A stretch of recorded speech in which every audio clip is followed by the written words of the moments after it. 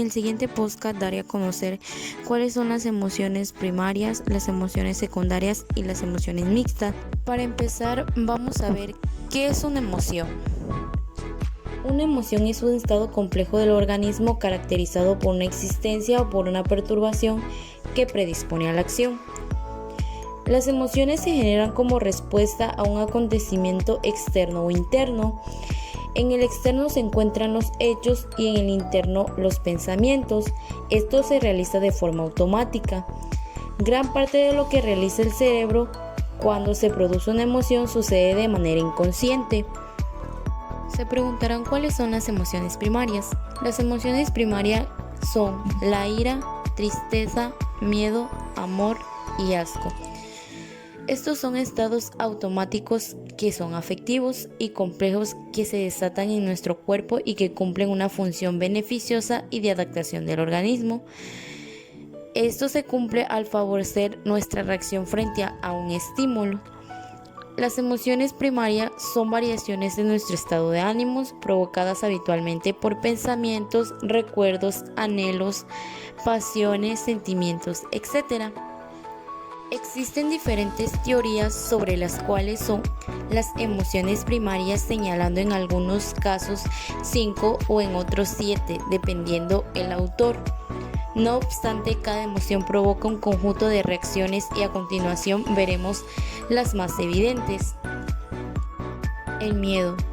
El miedo puede ocurrir que nuestro organismo se paralice antes de tomar una salida acertada, pero el cuerpo se encuentra sometido a un estado de máxima alerta, lo cual se asocia al nerviosismo, a la ansiedad, a la preocupación, a la inquietud y a un nivel más grave como la fobia y el pánico.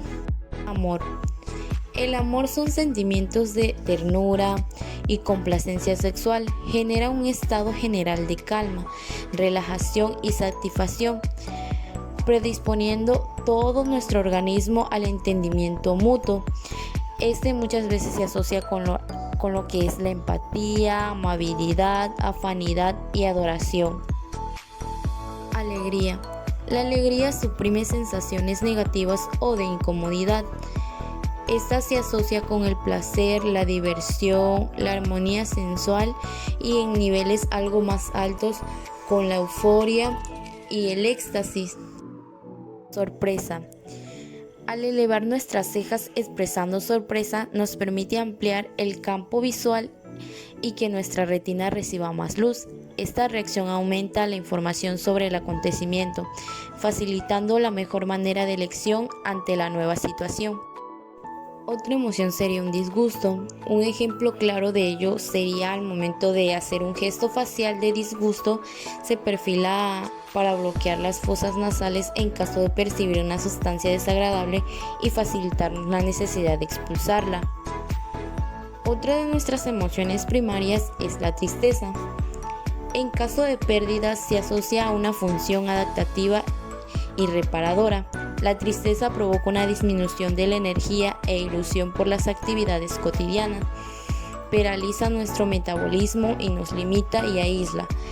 En casos graves podemos llegar hasta la depresión. Ahora bien, para continuar voy a explicar qué son las emociones secundarias. Las emociones secundarias implican un proceso más complejo de pensamiento en base a lo que hemos aprendido a lo largo de nuestra vida, así como las experiencias y las expectativas que tenemos ante las situaciones. A estas emociones también se les ha denominado sociales, porque derivan del vínculo de unión entre personas en situaciones en las que queremos, por ejemplo, al obtener una aprobación para alcanzar lo que esperan los demás de nosotros o el recibir amor o admiración. A continuación, estas emociones secundarias son las más frecuentes. Está lo que es la vergüenza, lo cual es el miedo a no llegar a ser válido ni aceptado socialmente al estatus a que nosotros queremos pertenecer. Un claro ejemplo es cuando pensamos qué van a decir de mí si hago tal cosa o qué imagen daré si cuento tal cosa. Eso sería una emoción secundaria en la cual podemos sentir vergüenza. Otra de las emociones secundarias es la culpa. Esta nace de la sensación de haber hecho algo que sentimos que no deberíamos de haber hecho. Es un sentimiento muy desgastante y supone una carga muy grande. Por ejemplo, cuando nosotros decimos, debí haber hecho X y no lo hice. O también, si no hubiera dicho Y, no habría pasado lo que pasó. También hablamos del orgullo, lo que significa estar satisfechos de nosotros mismos o de algo que hemos hecho. Esto es bueno para que nosotros conservemos nuestra autoestima y nuestra seguridad en nosotros mismos. Mas sin embargo, cuando lo ocupamos con exceso, lo usamos como un arma de defensa para sentirnos superiores a los demás, y en este caso puede ser perjudicial. Dentro de estas emociones secundarias también encontramos lo que es el placer. Esto es una sensación positiva y agradable que experimentamos cuando satisfacemos alguna necesidad. El placer es un motivador para el aprendizaje, los cuales nos sirven para ciertos comportamientos esenciales de nuestra supervivencia, por ejemplo, como para comer, dormir, reproducirnos, etc. Una de las emociones secundarias más frecuentes son los celos. Cuando nosotros percibimos una amenaza hacia algo que consideramos propio, en su justa medida puede ayudarnos a conseguir lo que queremos. Mas sin embargo, los celos en su mayoría de los casos provienen de una falta de autoestima y de confianza en uno mismo. Y si son excesivos, como en el caso de la celopatía, justamente nos alejan más de aquello que realmente queremos. Otra parte muy importante acerca de las emociones son las emociones mixtas. Nos podemos hacer una pregunta: ¿se pueden sentir al mismo tiempo dos emociones opuestas? Como por ejemplo podría ser la alegría y la tristeza. Pues déjame decirte que sí. Entonces, las emociones mixtas son mezclas de emociones primarias entre sí.